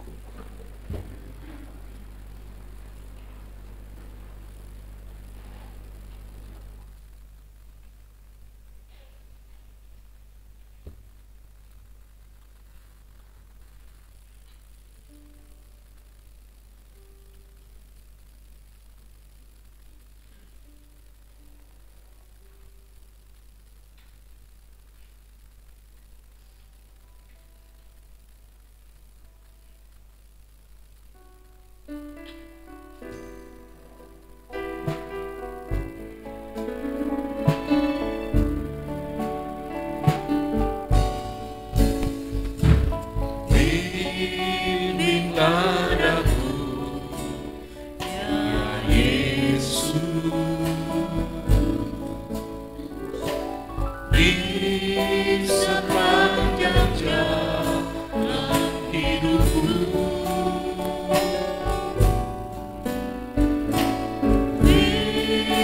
Firman-Mu bagaikan sumber agar ku tak sesat di jalan. Tanpa Yesus di sisiku, tanpa Yesus membimbingku, tanpa Yesus menopangku, ku kan jatuh. Tanpa Yesus di sisiku, tanpa Yesus membimbingku, tanpa Yesus menopangku, ku kan jatuh. Bimbinglah daku, saya serahkan. Bimbinglah daku, ya Yesus. Di sepanjang jalan hidupku, Firman-Mu bagaikan suluh agar ku tak sesat di jalan. Tanpa Yesus di sisiku, tanpa Yesus membimbingku, tanpa Yesus menopangku, ku kan jatuh. Tanpa Yesus di sisiku, tanpa Yesus membimbingku, tanpa Yesus menopangku, ku kan jatuh. Saudara, kita baru saja mendengar firman Tuhan yang begitu lengkap mengulas perjalanan hidup kita ini. Yang bisa saya tangkap adalah dua perkataan nasib dan takdir. Itu memang terus terang buat saya tidak berujung pangkal. Oleh sebab itu kita tidak perlu memikirkan kata kalimat yang tidak bisa dipikir oleh karena keterbatasan kita.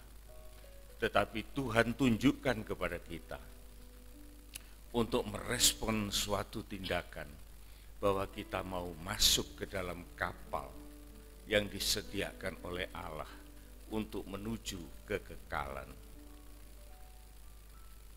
Pada dasarnya saudaraku, naluri manusia itu takut mati dan tidak mau mati. Secara naluri, secara alamiah, manusia itu menginginkan untuk bertahan hidup. Bukan hanya manusia, seluruh makhluk yang berjiwa, bernyawa di bumi ini, dia cenderung untuk mempertahankan kekekalan. Hal itu kita bisa melihat bagaimana orang-orang yang berkuasa, orang-orang yang diberi kemampuan, seperti contoh Fir'aun. Dia meninggal, dia mati, tetapi dia masih mengharapkan kebangkitan. Itu sudah ada loh saudara, sebelum Kristus. Manusia itu secara naluri, dia ingin untuk memiliki kehidupan yang kekal. Dengan berbagai cara dia mengawetkan jenazah dan lain sebagainya, dan dia menyediakan beberapa kebutuhan-kebutuhan yang nanti akan dibutuhkan apabila dia bangkit. Sampai pun di Tiongkok, saudaraku, saya pernah melihat kuburan seorang kaisar. di mana petinya itu begitu kokoh dan kuat dan dia dibalsam di situ tidak bisa hancur. Dan menurut cerita, menteri-menteri setianya itu mendampingi dia di dalam kuburan itu sampai mati. Bayangkan, saya waktu itu merenungkan bagaimana keadaan para menteri. Kemudian saya tanya, apakah mereka tidak berusaha untuk keluar dari kematian itu? Guide itu mengatakan bagaimana dia bisa keluar. Nanti kita lihat kunci kuburan ini. Setelah kami keluar, kami melihat kunci pintu kuburan itu.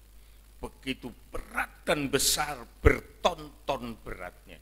Sehingga pada waktu para menteri setia itu sudah masuk, maka pintu itu ditutupkan di pemakaman itu. Dan matilah mereka semua di sana.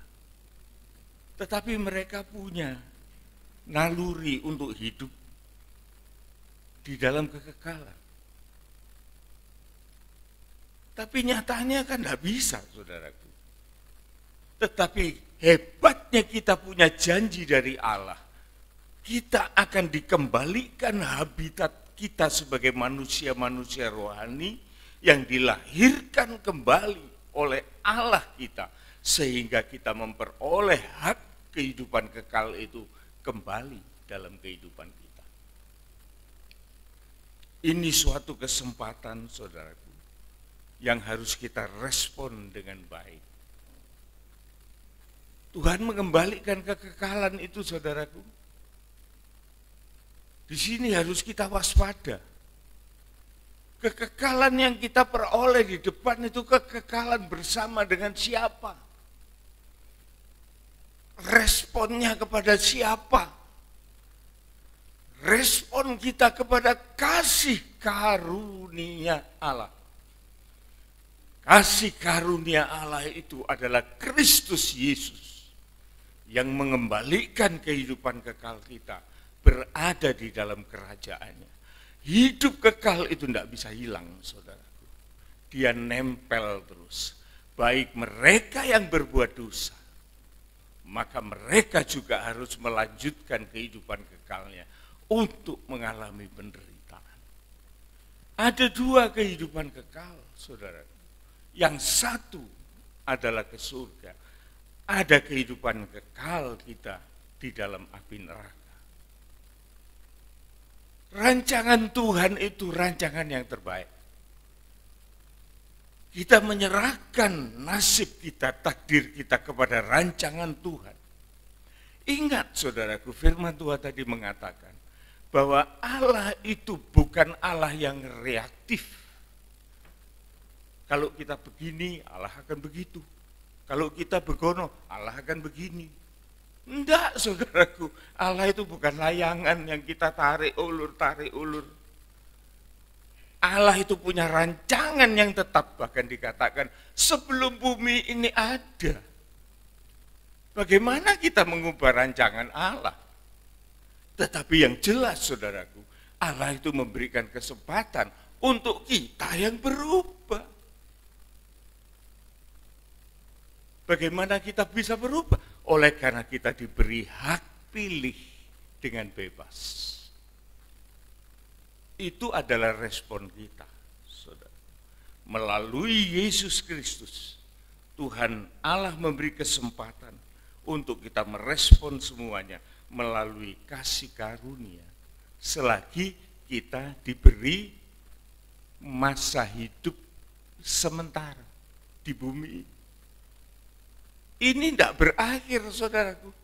Tapi kita akan berlanjut pada dunia kekekalan. Taruhannya adalah di tempat di mana kita hidup pada zaman kemurahan Tuhan.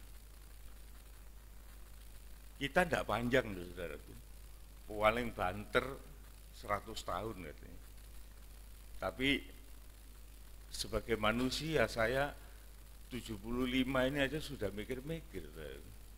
Kalau saya dapat SIM itu saya bilang ini SIM saya yang terakhir. Ngurus paspor, ini paspor saya yang terakhir. Semua saya sudah hitung, ini sudah terakhir semua. Tapi saya tetap berserah kepada Tuhan. Bukan saya kepingin mati, bukan. Orang yang berani mati itu takut hidup.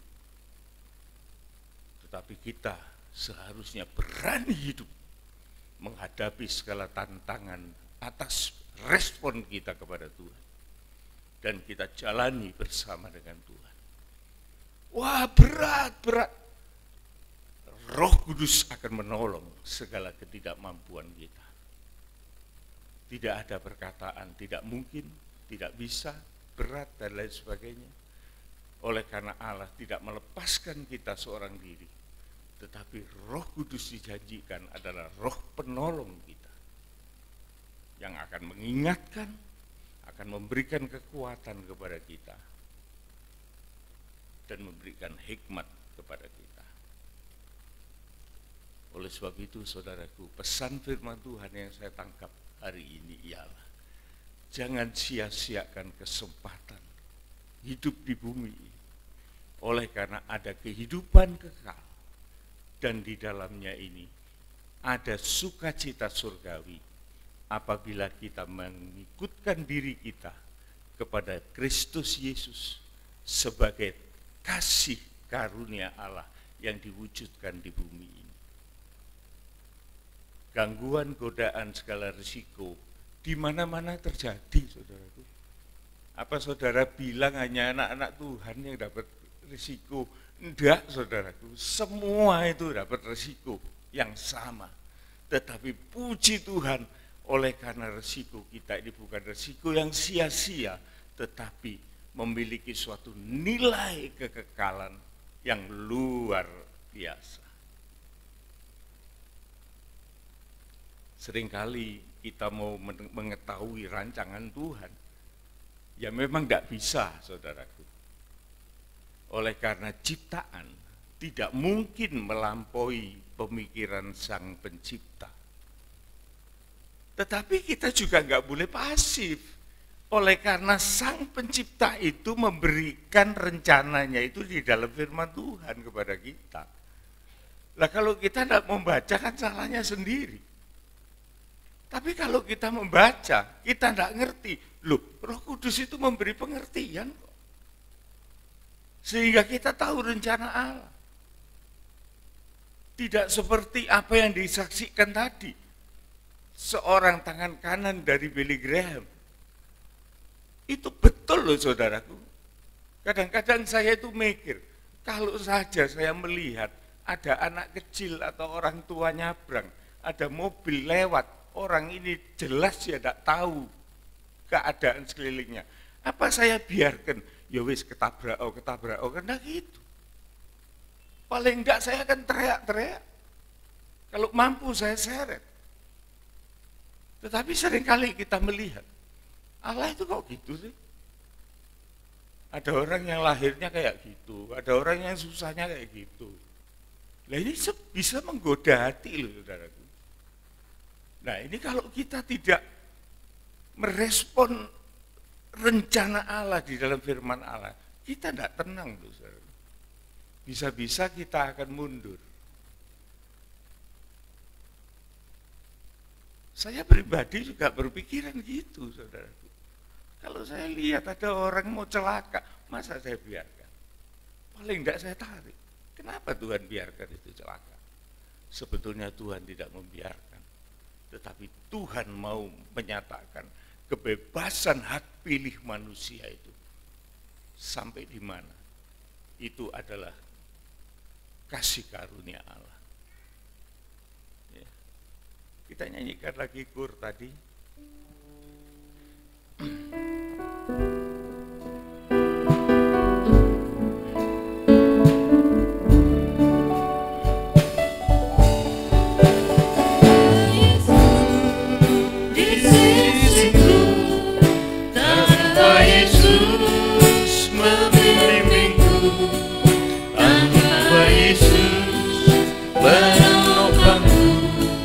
Ku kan jatuh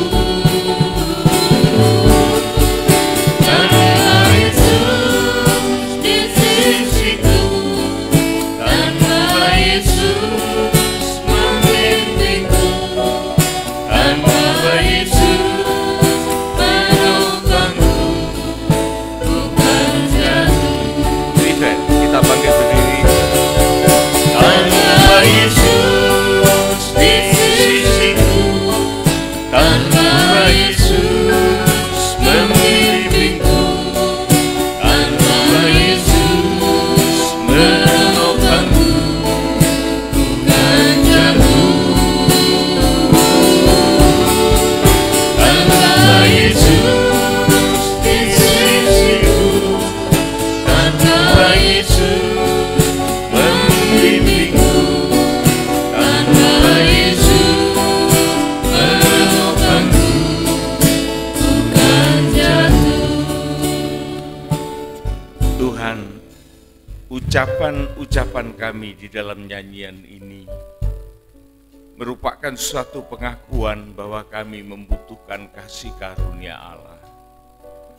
Dan kami telah menerima itu Tuhan, bukan oleh karena gagah kuat atau kepandaian pengertian kami, tetapi kasih karunia itu Engkau berikan dengan cuma-cuma.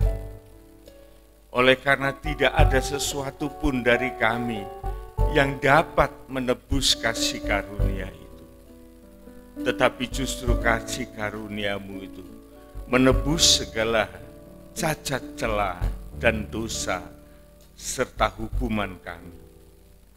Untuk itu Tuhan, kami bersyukur atas kasih karunia-Mu melalui Kristus Yesus yang telah datang di dalam dunia ini.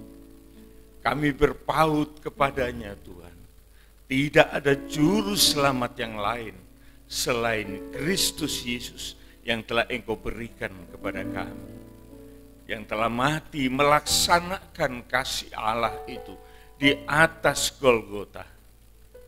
Dan itu merupakan satu jaminan, password bagi kami, untuk kami boleh masuk di dalam kerajaan. Terima kasih Tuhan, buat segala firman yang boleh kami dengar pada pagi hari ini. Yang begitu tertata rapi mengarahkan perjalanan hidup ini.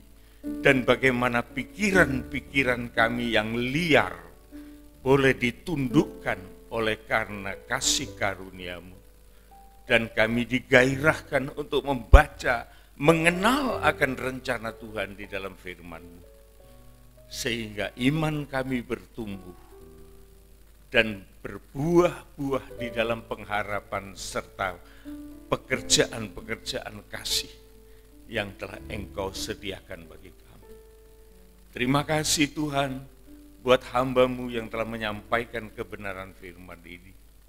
Engkau memberkati dia dengan segala kemurahan-Mu, dengan segala rencana-Mu yang indah atas keluarga Bapak Soyung, supaya Tuhan Engkau leluasa memakai kehidupan keluarga ini untuk kebesaran dan kemuliaan nama Tuhan. Engkau juga memberkati kami semua Tuhan dengan firman yang kami dengar, sehingga iman kami diutuhkan kembali untuk kami boleh layak berhadapan dengan Tuhan. Terima kasih, terima kasih. Dalam nama Tuhan Yesus Kristus, kami sudah berdoa. Amin, amin, amin. Silakan duduk, saudaraku, ada pengumuman. Izin Bapak Gembala, Ibu Gembala, sidang jemaat Tuhan. Sebentar Bapak Ibu, saya akan kembali membacakan pengumuman kita untuk 1 minggu ke depan.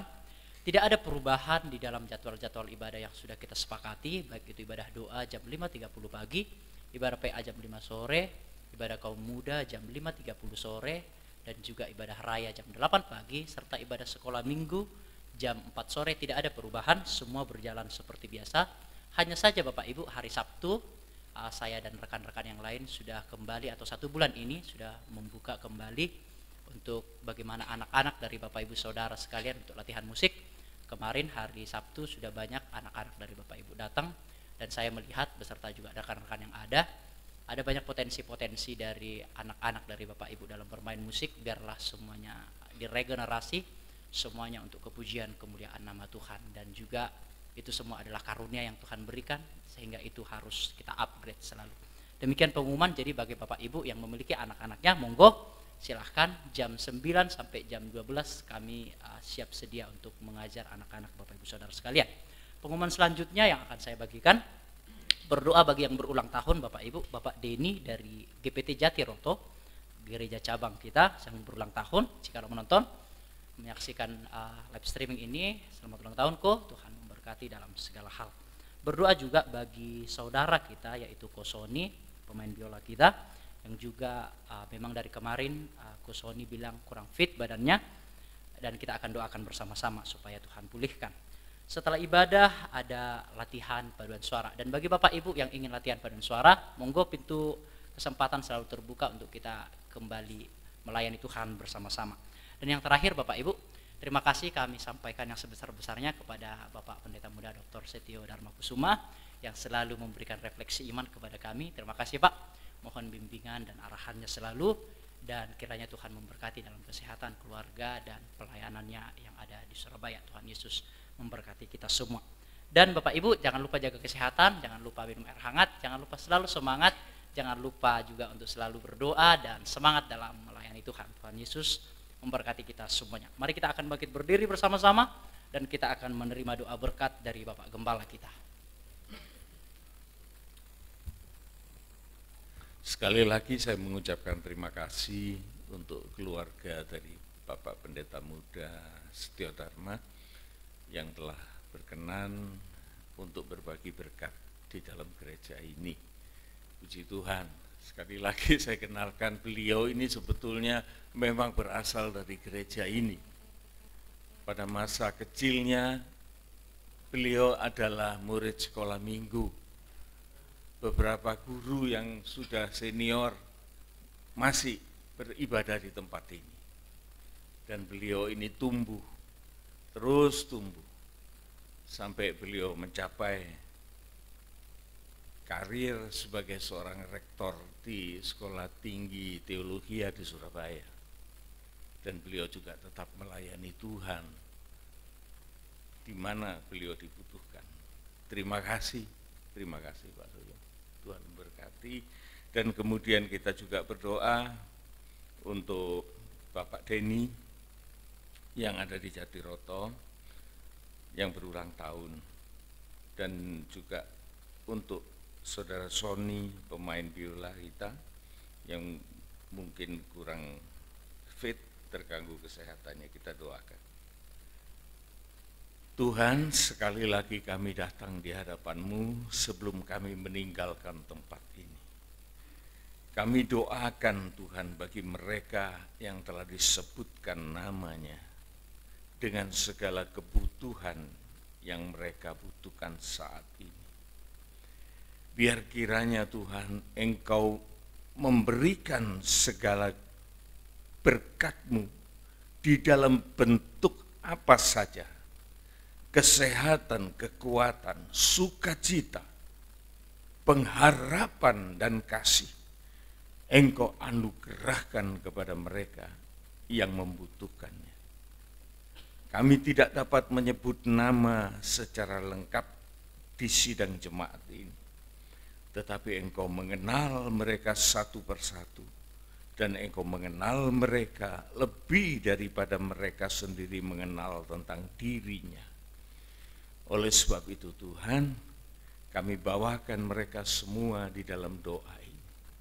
Biar kiranya Tuhan berkemurahan untuk menjawab segala pengharapan masing-masing jemaat.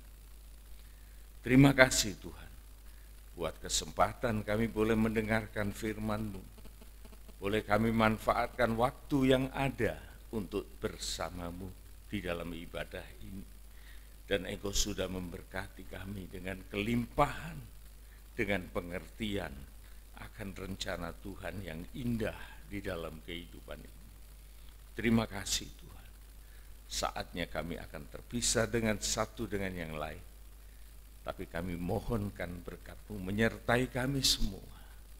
Saudara-saudaraku yang dikasihi oleh Tuhan, sidang jemaat biji mata Tuhan, terimalah segala berkat anugerah dari Allah Bapa, Putra dan Roh Kudus di dalam segala damai sejahtera, sukacita, dan keselamatan yang kekal akan menjadi milik kita di dalam hidup di bumi ini sampai Maranatha Tuhan Yesus datang kembali. Pulanglah dengan segala berkat-berkat ini dan juga disertakan dengan berkat-berkat jasmania untuk kita boleh hidup layak di bumi ini dan menjadi berkat bagi sesama. Terima kasih Tuhan, inilah doa permohonan kami atas berkat yang kami mohonkan di dalam nama Tuhan Yesus Kristus. Amin, amin, amin. Tuhan